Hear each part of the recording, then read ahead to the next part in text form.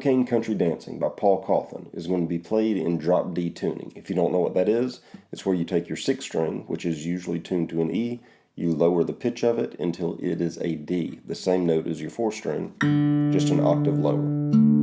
Alright, so this song itself doesn't have a ton of acoustic guitar in it, but I'm going to give you an idea of how to maybe pull this off if you're playing solo in a bar. What I'll be showing you kind of 2 different parts for in case you've got somebody else playing with you. One is based more around what we can hear the bass doing, driving through the drums, something like.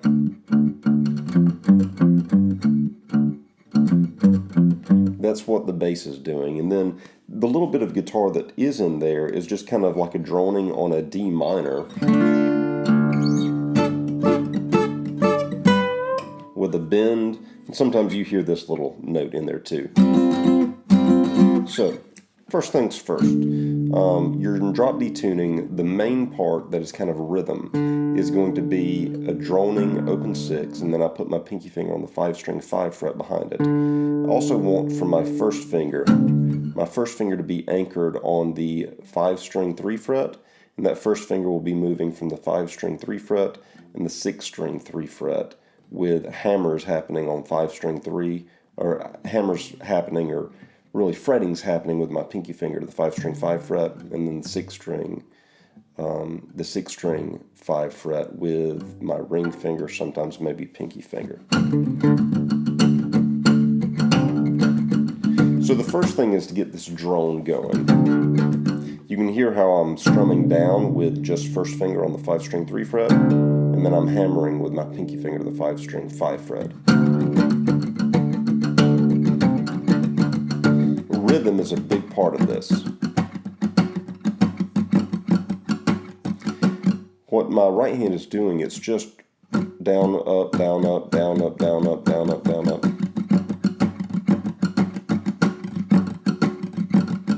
But I'm alternating whether or not I'm emphasizing down or up, like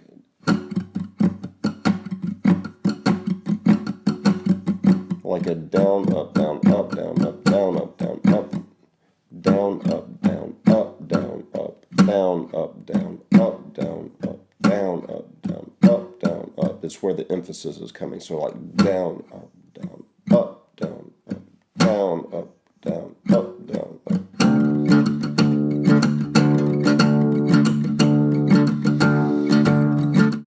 So once you get that droning down,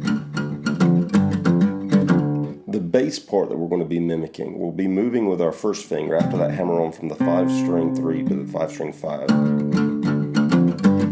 We're moving our first finger to the 6-string 3 fret, and then we'll go with our ring finger to the 6-string 5 fret, all the while keeping your pinky finger where it is on the 5-string 5 fret. And then we'll go back to first string on the 6-string 3 fret, hit it, and hammer with your ring finger down at the 6-string 5 fret.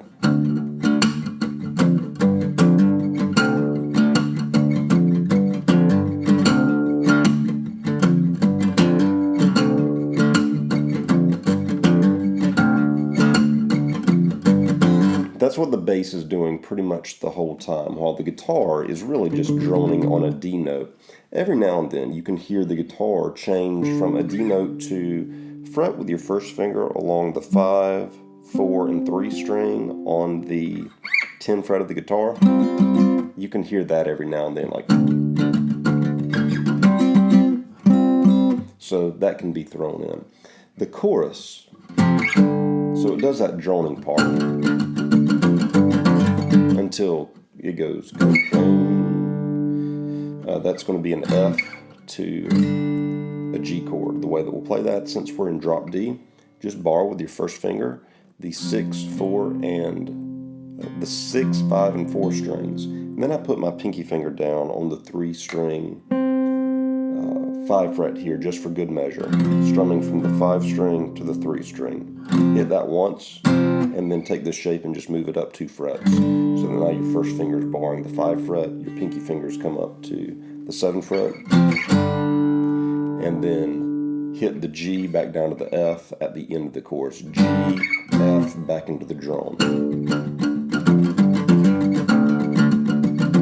it goes cocaine again, F, G, and then I think it holds the G the second time around, then jumps back into the drone. Now, out of the chorus, you start to hear another guitar go.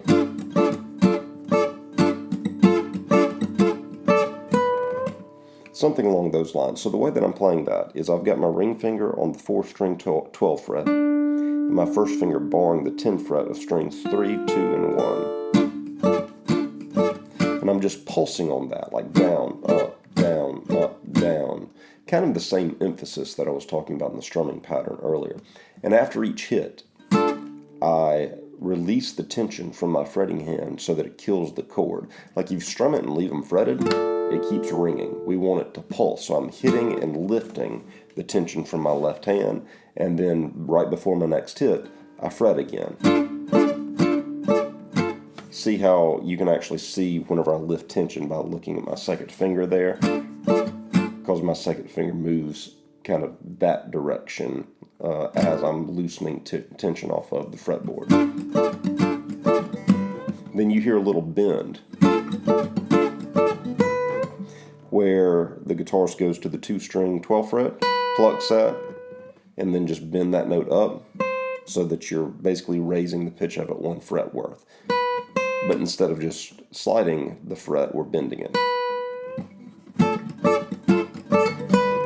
And then back into that drone. Eventually the bass, there was one part where the bass, you can hear towards the end of the song, changes a little bit the movement, and the bass is going like open 6, 6-string 2 fret, 6-string 3 fret, 6-string 5 fret. So you can change that bass feel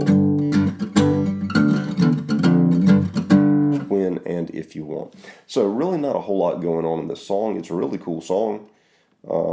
The lyrics are making up a lot of what makes this song cool, and then also just the vocal melody. But if you're ever wanting to play the song acoustic, that's a pretty solid way to approach it on an acoustic guitar. So those are the chords and the movements to Cocaine Country Dancing by Paul Cauthen. Hopefully this gives you an idea of how to approach the song.